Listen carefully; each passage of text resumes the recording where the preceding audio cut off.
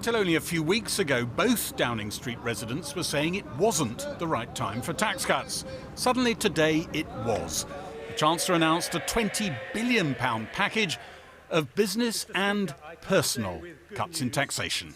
I'm going to go further and cut the main rate of employee national insurance by 2 percentage points, from 12% to 10%. And Mr. Speaker, I would normally bring in a measure like this from the start of the new tax year in April. But instead tomorrow I'm introducing urgent legislation to bring it in from January the 6th. So people can see the benefit in their payslips at the start of the new year. An election year. Rishi Sunak smiled beside Jeremy Hunt. Whenever the election comes, he wants to be going into it claiming the mantle of tax cutter.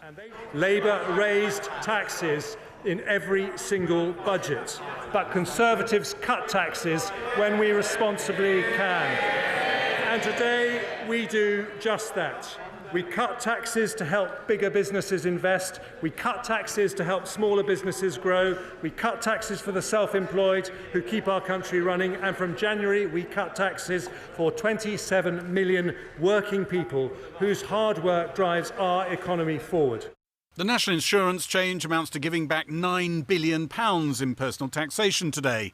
But that's only a fraction of the earlier £45 billion monster tax rise brought in by Rishi Sunak and extended by Jeremy Hunt last autumn, freezing income tax and national insurance thresholds.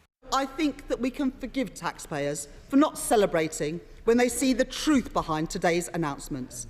Going into this statement, the government had already put in place tax increases worth the equivalent of a 10p increase in national insurance. So today's 2p cut will not remotely compensate for the tax increases already put in place by this Conservative government. A year ago, Jeremy Hunt was hauled in to reverse Liz Truss's £45 billion of unfunded tax cuts based on borrowing. Today, he and Rishi Sunak produced a smaller package of tax cuts, but not everyone is convinced they're based on realistic future government spending projections. What the Chancellor has done today is to announce tax cuts with a plan of how to pay for them, but the plan is not really plausible. The plan relies on a very sharp drop in real public spending and increases in petrol taxes after 13 years of not increasing petrol taxes. So he's got a plan, it's just that I would say it's a rather dubious plan. Better than no plan, but only slightly better. Well, we haven't got anything on the scale of what Liz Truss last year put the country through, but we definitely have got a set of tax cuts and some public finance forecasts that are based on what I would call a fiscal fiction, the idea that tax revenues will rise with inflation, but public spending won't. Allies of the Downing Street neighbours deny they rushed forward tax cuts to fend off Tory backbenchers who weren't willing to wait until next year. Some of Rishi Sunak's party critics say it's still not enough. They want to cut taxes. The spirit is willing, but the flesh is weak, I suppose, the term that comes to mind. That there is a desire to cut taxes. But they're not really doing it. But what I think we need to do is to get spending down. You're not on his back, you're not on his case. No, There's an awful lot of mutinous talk around. Not for me. I want Rishi Sunak to succeed. He's, as Rab Butler once put it, the only Prime Minister we've got. It's that good. It's brilliant. The big tax giveaway to business is worth £11 billion. It's being handed out, though, by the same government that raised corporation tax from 19 to 25%, a business tax hike of £18 billion. But businesses like this printing company in Surrey say the allowance allowing them to deduct investment costs from taxable profits will boost growth and has already spurred investment. It was a huge investment, something in the region of £250,000. The capital allowances scheme just gave us that edge, gave us that nudge that we did eventually make that decision to invest. The Office for Budget Responsibility painted a gloomy picture of economic growth. This is what they thought it would look like 7 months ago when they last did a forecast. They've now downgraded those forecasts for almost all of the years in the forecast horizon. We are stagnating, and the UK has been stagnating in economic terms since the late 2000s, so more than 10 years, almost 15 years now. And over that period, we've seen very low productivity growth, and on the back of that, low economic growth and little or no growth in living standards. And the OBR's forecast for the next few years really is more of the same. And they've cut their assessment of the economy's trend growth rate for the next 5 years, even with the measures to expense capital allowances and so forth. It's not an obvious backdrop for a successful election campaign. Negligible growth, falling real disposable income, and a record tax burden, even after today's giveaways. And Gary's with me now. Isn't Jeremy Hunt the man who said we couldn't have tax cuts? I think it's as recent as about 5 weeks ago. He said it was virtually impossible to have tax cuts. And sure, the numbers have changed a bit, but I think there's another thing at play here. You won't get anyone to talk about it publicly from the government, but there's a political imperative to all of this. One government source, I asked why now, they came back with the response, have you met the Conservative Party? This is a party that's been in a pretty febrile mood just recently, needed calming down. Rishi Sunak, to some extent, I think, probably thought he really needed cuts in order to help them at this moment. Jeremy Hunt, you might guess, probably got to choose which tax cuts, because they're ones that economists on the whole like, the national insurance cut and this cut for businesses, the capital allowances. Is there a master plan, though, for an early election? That immediately became the buzz around here. I think it is more to do with calming things down in the short term. But there is also, undoubtedly, inside government, a process of sort of parallel planning, getting things in place in case there needs to be an early election, in case that looks like the button you have to press. Apparently, Jeremy Hunt has said inside the Treasury that the budget next year might be in February, which again would make you think, keeping their options open there. But that's parallel planning. That's not decisive planning. I don't think they've necessarily put all their chips there. The thing we have seen, I think that the OBR report tells us, is that the backdrop to the election year next year is grim, and whoever takes power after that general election, well, goodness, the spending is either going to have to be corrected. The spending projections, which are so low, are going to have to be either enforced with draconian cuts, a complete rethinking of the state, you might think, or significant tax rises, or some sort of combination of the two. Thanks, Gary. Let's get more analysis now from Kieran and the team in Leeds. Now, from tax thresholds to growth forecasts, our economics correspondent, Helia Ebrahimi, has been busy analysing all the numbers. And is this really the biggest tax giveaway since the 1980s, Helia? Well, Kieran, luckily we've come up with a taxometer to tell you exactly where we are. Today, we saw a £20 billion giveaway, almost entirely because of the cut in national insurance and the tax break for companies. But now let's take a look at how much tax has been added over this Parliament, because we're paying an incredible £85 billion extra. That's made up of higher corporation tax and £45 billion extra because more people are being dragged into a higher tax bracket, the dreaded fiscal drag. So where does that leave us? Well, we are still paying an extra £65 billion in taxes. And the OBR says it means the UK is now heading towards the largest post-war tax burden on record, 38% of national income. So, Helia, what does this mean for growth? Well, if you strip away the rhetoric, Kieran, and look at average annual growth rate over the forecast period, you can see that back in March it was 1.6%. But today it's fallen, I'm afraid, to 1.3%, and that's despite the government's measures, which add what the OBR described as a very modest 0.3% in growth. So we may not be in recession, but these are pretty paltry numbers. And at the heart of the problem is British productivity, which has collapsed in the last 15 years. If we take a look, since 2007, productivity has grown, well, I'm afraid only just 1.7%.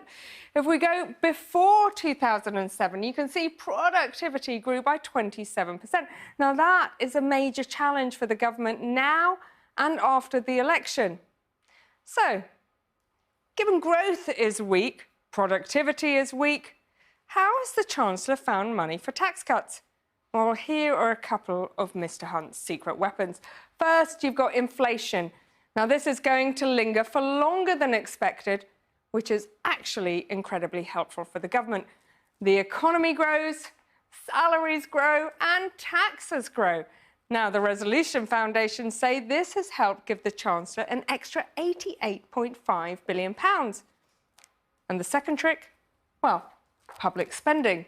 If we fast forward all the way to the last year of the forecast, and you'll see departmental spending doesn't go up with inflation. Now, that basically amounts to a £19 billion spending cut. Conveniently, the same amount the Chancellor has delivered in tax giveaways. Now, that kind of squeeze on public services would be like a vice for anyone in Downing Street in 2028, and it's hard to believe that any government could stick to it. But I guess that's budgets for you.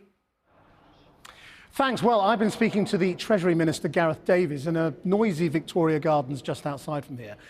And I put it to him that when the Conservatives are really putting up the tax burden, how can they call themselves a tax-cutting government? Well, look, we've had to take some really difficult decisions since the two global shocks that we've had in the last few years. We've had a global pandemic and we've had a national global energy crisis where we stepped in with support, and we believe in paying down our debt. So we have had to make difficult decisions, but today we are cutting taxes for those in work to reward work, and cutting taxes to boost business investment. Yeah, you did have Ukraine and COVID. You also had that disastrous budget by Liz Truss. Did you vote for that, by the way? So we have had two global shocks that are the reason why we've got very high debts. But we also had that factors. inflationary budget of Liz Truss, which Jeremy Hunt, your boss, has had to unwind over the last Well, the reason why, I think it's really important to stress that during COVID we put in £400 billion of support of borrowing to families and businesses, and during the energy crisis that's sort of £94 billion, effectively paying half of people's energy bills. But overall, so you are a tax-raising government, aren't you? You are still taking us to historic levels of tax. We manage our finances very responsibly. We believe in paying down debt, but when we can, we will cut taxes, and that's what we've done today to boost the growth in our economy and to reward work. But you've only been able to do that because you took so much in freezing the tax thresholds. You are like the thief who steals the car and then comes back the next day to return the hubcaps. We've not been able to do everything we want to do this time, but we've cut national insurance contributions because that specifically targets those in work. Income tax includes income from lots of different areas like dividends and other things. So we wanted to reward work, be very clear that this Conservative government is focused on rewarding work. But you're not rewarding work because you're taking more in tax. In income tax by freezing the tax thresholds, that's my point. So this is a sort of a political sleight of hand. I mean, do you think voters are stupid? I think if you ask the 3 million people that we've brought out of the tax system by increasing the threshold for the lower end, so you can earn £1,000 in this country without paying any tax every month. You are raising taxes overall, you're giving people a little bit back in national insurance right now. But what this means for public spending is quite catastrophic for all the departments that aren't protected. And that means everyone who isn't health, education and defence. Because as the Office for Budget Responsibility has pointed out, the effect of inflation has left a £19 billion reduction in the value of government plans for those departments. We are looking at very serious cuts in the years to come. Well, overall, as the OBR have acknowledged, real terms increase in public spending is up by 85 billion over the scorecard But period. we are looking at cuts, aren't we? 28 to 29. I mean, that's a different fact. I'm talking about this fact. We make no, apology again for stepping in during COVID so and the energy crisis. you make no apology for planning big government spending cuts? Spending is going up in real terms by 85 billion not for those over departments the that are not scorecard protected. period. But my point about what the OBR is saying about departmental budgets, that's correct, isn't it? Overall, real terms spending on public services. Don't repeat that. Just address my question. Am I wrong when I say that? I'm addressing it now. Overall public spending is up by 85 billion, but you allude to it a broader point, which is that we want our public services to work better. The OBR is right, isn't it? We're looking at massive departmental cuts. Like I said, overall public spending in real terms, according to the OBR... Please stop repeating that, because it's irrelevant to my question. Well, you're repeating what you're saying. I'm repeating I'm just getting facts, you to accept the fact. £85 billion I'm just asking you, is the OBR wrong? OK. The other thing that the Prime Minister said in Parliament today was that debt is falling. That's not true either, is it? Well, the OBR made it very clear that we will meet our fiscal rule, which is to have debt falling by the end of the review period, which is 28-29. Well, we go on the OBR forecast. Is debt which is falling now? Simple question. So debt has, the deficit is falling according to the OBR every year up to the end of the scorecard period. Why does Rishi Sunak say things that aren't true in Parliament, like debt is being reduced? He is right. The last time he said this, the Institute for Fiscal Studies came out very clearly and said, this is not true in any sense. The Prime Minister said that we are achieving our objective of getting debt down because the OBR have made clear that we will meet our fiscal rule, which is to get debt down. This is an autumn statement to boost economic growth, to reward work. Well, it's not going to do much of that either, and is it? to protect the most vulnerable because the in OBR society. says it's going to have a very modest effect on economic growth. The OBR were very clear that these measures today will have the biggest impact on growth that they have ever seen, by 0.3% of GDP. 0.3%. So, which is not something to sniff about in a G7 economy. Gareth Davies, thank you very much. Thank you. Well, with me now is the Shadow Business Secretary, Jonathan Reynolds. There aren't any of these tax reductions you disagree with, are there? Well, we have always made the point that we believe taxes on working people are too high, and we believe fundamentally that taxes have had to get so high, not because public services are doing well in the UK, but because growth has been so low. And of course, we opposed the previous rise in national insurance, and we've made a point around the fact that business investment is one of the principal causes of our poor economic performance. So we can take some of it. But look, this is not a budget or an open statement. This has changed the dial in any way. It's more of the same, what we've had in the last 13 years. But do you agree that these tax reductions are not inflationary? So they're fine, we can do them, they're not a threat? Look, I think the reduction in inflation that we've seen is principally about the changes in global supply chains around energy prices in particular. So I don't think there's a danger or threat of the measures being introduced from January having an effect now. I don't think that's the problem. I think what essentially you've seen is higher inflation driving higher revenues. The Chancellor has spent that money, and therefore there will be a really difficult position for public services coming from that. So the big decision for Labour is, if you win the next election, are you going to stick to these spending plans which involve massive government departmental reductions, 19 billion at least at the moment, it looks like, on the non-protected departments, or are you going to put up taxes? Well, look, we will have a further budget before the general election where we'll get some greater picture. But the case we have been making for the last few years is that unless growth improves, the picture for taxes, for public spending, will only get harder. And we do believe, with the set of policies we put forward... Both could be... I think in terms of industrial strategy, in terms of our Green Prosperity Plan, our changes to making Brexit work better, the apprenticeship levy, business rates, we are putting forward a menu that I believe the economy can grow faster. Now, it will not be easy with this inheritance. I make absolutely no pretense. I can see how difficult... But are you going to be honest with people about putting up taxes after the next election? Because we are looking at massive cuts in the value of government money because of inflation. We will see. And there's no way you can, you can maintain services as they are on these levels. The positions, the spending plans the Chancellor put forward, that is for the government to justify. Our plans will be set out, of course, closer to the election. Now, you remember going into '97, Gordon Brown promised to stick to Tory spending plans for 2 years. Well, are you going to do the same? We were never yet. We've made some specific commitments on higher spending in public services that come from hypothecated changes in taxation, whether that's on private education into greater mental health support, or the non-dom tax regime changing and the money going into the NHS. So we identify some of those sources of revenue for short-term pressures. But the big argument will be, do we want more of the same, more of the low growth, high tax, low productivity economy we've had for 13 years, or will we go with Labour and something different and more exciting and more, I think, successful for both taxation and public service? It's going to mean increasing the debt, though, isn't it, your plan? The big sort of £28 billion green investment, which you think will kickstart growth, is going to add to the debt. Well, look, we have set forward our fiscal rules. They are different to the government's. They are that debt will fall over the course of a parliament and that we won't borrow for day-to-day spending. It will give us a little room for greater investment spending. But look, we would make no apology for wanting the jobs and industries of the future to be here in the UK. I look at the US, I look at what Europe is doing. We are missing out at the minute. And if you see the consequence of that missing out, which is low growth, high taxes, poor public services. But they've set you a trap, haven't they, in truth? They are cutting taxes. There's the likelihood of more tax cutting in a budget in the new year, and you're going to have to go into the next election either promising grim public services or tax rises. Well, look, it's not and the honest thing will be to say, well, to be honest, it's probably a bit of both. No, I don't think it's some sort of clever trap. I think literally the Conservative Party changes its plans and its strategy week to week. I mean, they were the Change Party a month ago. They brought back David Cameron a week ago. Look, you can't really apply any sense of logic to what we are seeing. Are you going to be honest with people about taxes going into the election? Which might be as soon as April, May. Well, we will be honest in setting out the scale of the problem that we would inherit if we were to form a Labour government. We've been clear about where we'd get extra revenue from and how our fiscal rules would be different You're to not the really, governance. because all you say is non-doms and all the as if it's only rich people will pay.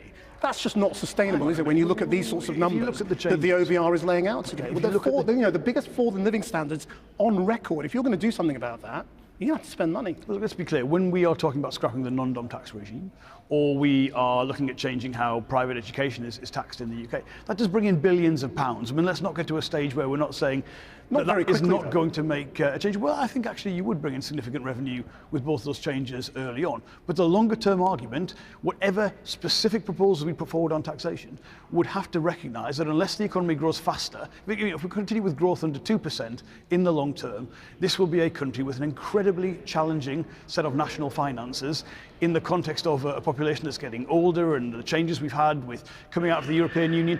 That is the thing that needs addressing. Anything else that doesn't address the poor rate of economic growth, the low productivity, which has always been something of a problem but has actually gone off a cliff edge since the Conservatives came to power, unless we are willing to address that. And we think we have got the policies to address that. It's going to be a really tough position.